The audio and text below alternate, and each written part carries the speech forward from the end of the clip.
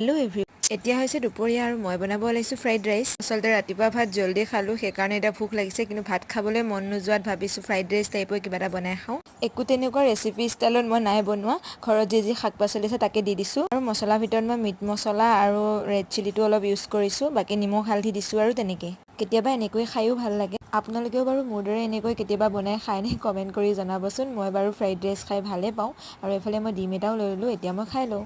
তাৰপিছত গ'লোঁ মুকলি বিহু চাবলৈ। আমাৰ গাঁৱতে আজি মুকলি বিহু পাতিছে। অলপ বৰষুণ কিনকিনাই অহাত মই ঘৰলৈ সোনকালে গুচি আহিলোঁ, গোটেইবোৰ নাচালোঁ আৰু বিহু। তাৰপিছত আহিলোঁ খুৰাহঁতৰ ঘৰলৈ। খুৰা ল'ৰাটোৰ মানে ভাইটিৰ আজি মেট্ৰিকৰ ৰিজাল্ট দিছে।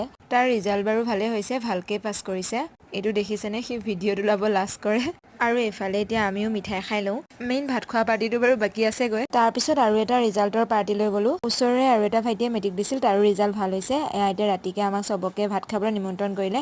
আজিলৈ ইমানেই।